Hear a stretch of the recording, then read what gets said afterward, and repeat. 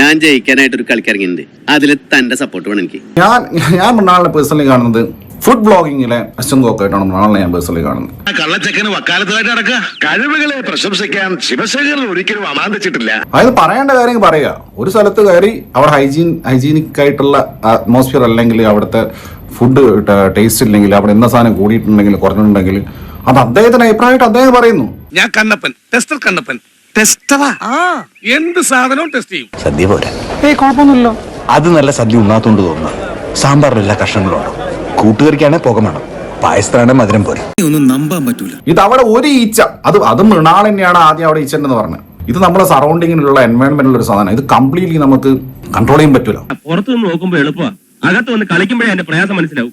നമ്മൾ ഏതായാലും കളിച്ചില്ലേ, ഇനി ജയിച്ചേ പറ്റൂ. എന്റെ കയ്യിൽ ഒരുപാട് നമ്പർ ഉണ്ട്, അതിലൊന്ന് ക്ലിക്കായാൽ ഞാൻ പിടിച്ചങ്ങ് കേറും. അപ്പൊ ഇതിന്റെ വിഷയം എന്താണെന്ന് വെച്ച് കഴിഞ്ഞാൽ, ഇതിന്റെ കോൺസെപ്റ്റ് മിക്ക ആൾക്കും മനസ്സിലായിട്ടില്ല. എന്താ സംഭവം പറ കേക്കട്ടെ. മൃണാളിന് ഇഷ്ടമില്ലാത്ത കുറെ ഫാക്ടേഴ്സ് ഉണ്ട്. ഒന്ന്, തിരുവനന്തപുരംകാർക്ക് മൃണാളിന് ഇഷ്ടമില്ല. ആ പണ്ട് തിരുവനന്തപുരത്തുള്ള ആൾക്കാർക്ക് ഫുഡിന്റെ ക്വാണ്ടിറ്റി മാത്രം മതി, ക്വാളിറ്റി വേണ്ട അദ്ദേഹം പറഞ്ഞിട്ടുണ്ടായിരുന്നു. ഷവർമയെ കുറിച്ച് പറഞ്ഞത് അന്ന് അദ്ദേഹത്തിന് അതാണ് ഫീൽ ചെയ്തത്. ഷവർമയുടെ ക്വാളിറ്റിയെ കുറിച്ച് സംസാരിച്ചു. പിന്നെ 50 രൂപയുടെ ഷവർമ കഴിച്ചപ്പോൾ അദ്ദേഹത്തിന് സ്വാഭാവികമായിട്ടും അത് ബെറ്റർ ആയി തോന്നിയിട്ടുണ്ടാവും.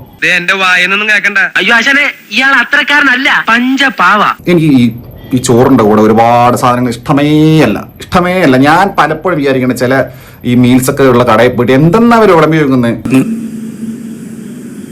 ഒരു ചുവന്ന വെള്ളത്തിന്റെ അകത്ത് പിന്നെ വെണ്ടക്കൊക്കെ മുറിച്ചിട്ടേക്കുന്നത്. അതെന്തോ അത് വെറുതെ സ്ഥലം മുടക്ക ഓരോ സാധനം. നീ പറയുന്ന ന്യായമൊക്കെ എനിക്ക് ഇഷ്ടപ്പെട്ടു, പക്ഷെ ഇപ്പൊ വർക്കാവില്ല. മനസ്സിലുള്ള ആളുകൾ സൗകര്യം ഉണ്ടെങ്കിൽ പോയി കഴിച്ചാൽ മതി. ഇദ്ദേഹം ആരെങ്കിലും വീട്ടിൽ പോയിട്ട് നിങ്ങളെ വീട്ടിൽ ആരെയും വന്ന് ക്ഷണിച്ചോ? ആ എരണം കെട്ടനോട് ചിലക്കാണ്ടിരിക്കാൻ പറ. അയ്യോ ഒന്ന് വരൂ, ഞാൻ പട്ടിണിയിലാണ്, എന്റെ കുടുംബം രക്ഷിക്കണേ, എനിക്ക് EMI അടയ്ക്കാനുണ്ട്, അതുകൊണ്ട് ഹംഗ്രി മൃണാളിന് വന്നു ഞണ്ണിത്തരണേന്ന് മൃണാൾ പറഞ്ഞിട്ടുണ്ടാവും. ഇവിടുത്തെ ചോറടാ, ഇവിടത്തെ ആൾക്കാർക്ക് എന്ത് സൂക്കടാ, വെറുതെ ഇതാ പറഞ്ഞേ ഇദ്ദേഹത്തെ കണ്ടൂടാ.